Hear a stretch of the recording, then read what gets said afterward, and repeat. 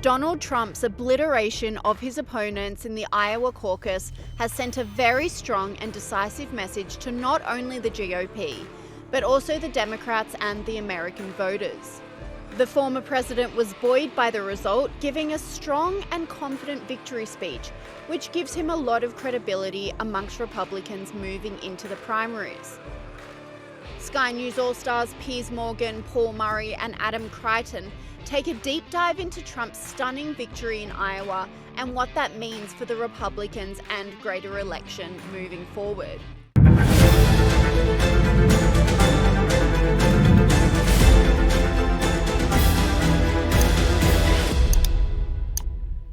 Trump's massive political comeback is one for the ages. From winning office in 2016 to suffering a controversial loss in 2020 to countless indictments and a targeted campaign to bring him down, Donald Trump has experienced it all over the last few years and still managed to cement his first official victory in the 2024 race to the White House, says Sky News All-Star Paul Murray. Let's talk about Trump and today in Iowa. Again, a lot of people talked about this tonight. I think that just the simple things for people to understand is that the way the process works is that he is so dominant in the Republican Party that in my view it's only a court that's going to stop him. Now, in a general election, who knows? Because if Biden's able to turn it into a 12-month carry-on about defending democracy and abortion rights and all those things that have been able to be successful for Democrats in 20 and 22 and holding on to the Senate, then we'll see what happens. But what's your take on what happened today? Well, I mean, I think, Paul, you're absolutely right, but the thing I would correct you on, it's not democracy, it's defending our democracy. And as soon as you hear, this is a little tell here for everybody out there, this is a tell. As soon as you hear them talking about our democracy, it means they're saying you vote for our candidate or you are beyond the pale. Democracy is our democracy, you know, but democracy itself is an idea. They're not so in favor of that because they don't want you to vote for the guy. They want to take him off the ballot, you know. So, you know, but who's practicing fascism? I don't know. You tell me. I did think that the Trump, it was an interesting result. I mean, yes, a big romp home for Trump. Two caveats. Number one, I feel like you got a lot of people who did not vote for Trump and maybe in the never Trump camp, which could hurt him in the general. Like those people who voted for Nikki Haley, it's going to be hard to get them across in a general election. That's one thing. The other thing, too, is just listening to his victory speech, his, you know, speech at the end there was just something, it felt like he dropped back a little bit of a gear. Yeah. And I'm wondering what that's about, whether that was just a one-off or if there's something else bigger happening behind the scenes. Yeah, well, that's a very good point. My sense is that he's giving sort of, 12 hours to 24 hours for everyone else to jump out and get behind him, and then the nicknames stop, or they start up again, and he'll run them off the table. Sky News All-Star Piers Morgan agrees, saying not only did Donald Trump win Iowa, but he obliterated the competition. Donald Trump didn't just win, he obliterated his rivals and every record. Number one across virtually every county. He won 98 out of 99. The only one he lost by a single vote. And across pretty much every demographic, from young to old to college to non-college, you name it, Trump cleaned up. And his two main rivals, Ron DeSantis and Nikki Haley, trailed further behind him than any second and third in Iowa caucus history. Well, Vivek Ramaswamy has now quit the race after coming fourth. He will now endorse Trump. And in his victory speech, Donald Trump was, well, dare I say it, he almost sounded presidential. What a turnout, what a crowd. And I really think this is time now for everybody, our country, to come together. We want to come together, whether it's Republican or Democrat or liberal or conservative. It would be so nice if we could come together and straighten out the world and straighten out the problems and straighten out all of the death and destruction that we're witnessing.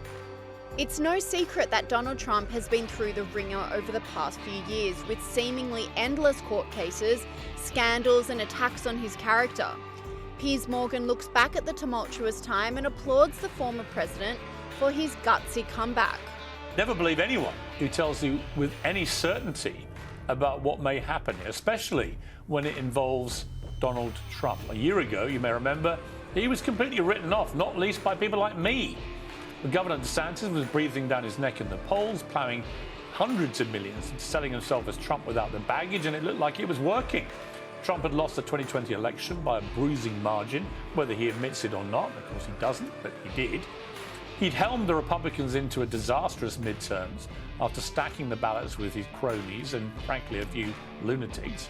He was facing a mountain of legal action that's since become an avalanche. 91 criminal charges in 4 separate cases, from paying off the porn star Stormy Daniels to inciting the riots at the Capitol on January the 6th. Any one of these could land him behind bars. So he's been a serial loser.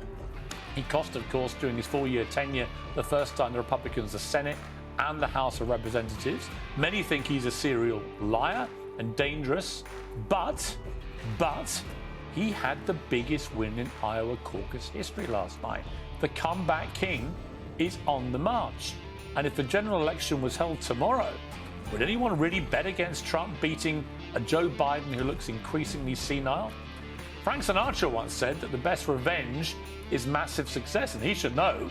He was a superstar in the early 40s, and then he became a has-been by the end of that decade. Hollywood's top talent agent, Swifty Lazar, said that Sinatra was a dead man and said even Jesus couldn't get resurrected in this town. Well, we know how that ended.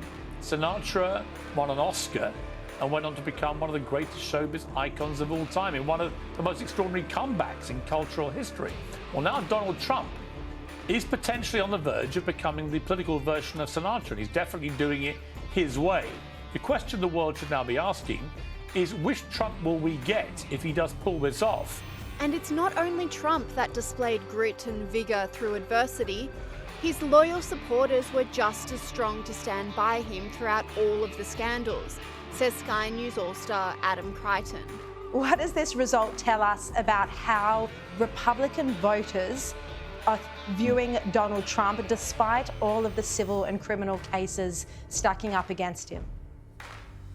Yeah, well, it just shows you that they've paid no attention to the mainstream media.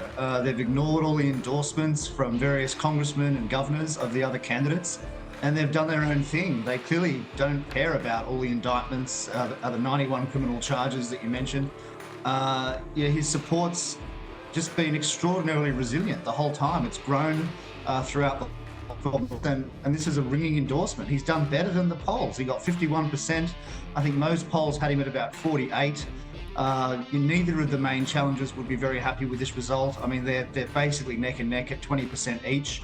They're clearly going to stay in the race, the others, but you've got to say the former president's position is pretty unassailable at this point. And I think if he wins New Hampshire next week, he's basically got it in the bag. Trump's resounding victory came as a surprise to everyone, including his opponents Vivek Ramaswamy, Ron DeSantis and Nikki Haley. Ramaswamy decided to cut his losses and remove himself from the competition, instead opting to endorse Trump. As I've said since the beginning, there are 2 America First candidates in this race. And earlier tonight, I called Donald Trump to tell him that I congratulated him on his victory. And now going forward, he will have my full endorsement for the presidency. And I think we're going to do the right thing for this country. But it leaves big question marks around the future of Nikki Haley and Ron DeSantis, says Adam Creighton. Adam, we saw that Ron DeSantis and Nikki Haley spent a lot of money in Iowa. I mean, reportedly for DeSantis or for Haley, over $100 million. They were basically living there. This is a crushing outcome for both of them. Yeah, look, it just goes to that earlier point that you can spend a lot of money, you can have a lot of debates and so forth, but at the end of the day, people made up their mind. I mean, you're quite right. I think 35 million roughly each was spent by Haley and DeSantis, and I think something like 80 by Donald Trump.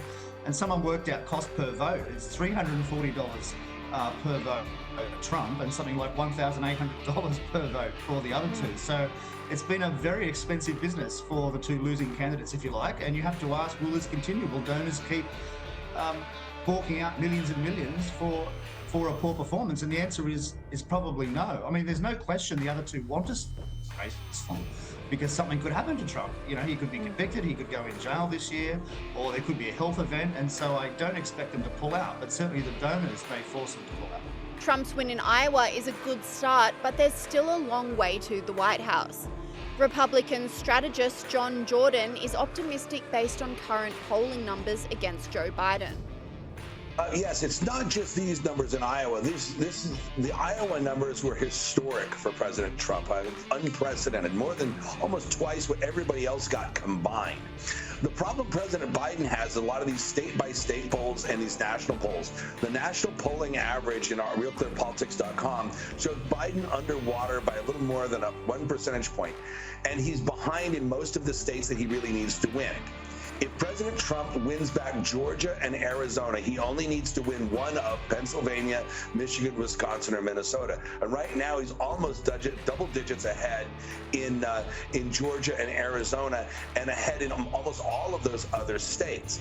And then basically, it's about economics. And President Biden has fallen flat on his face with that. And people have lost confidence in the bargain that President Biden tried to strike in 2020, that he was the return to normalcy, that he was the sane one. And that's turning out to not be true, especially with what's going on at the southern border and inflation. And it's hard to see how any of these forces really turn around for President Biden in the next 10 months.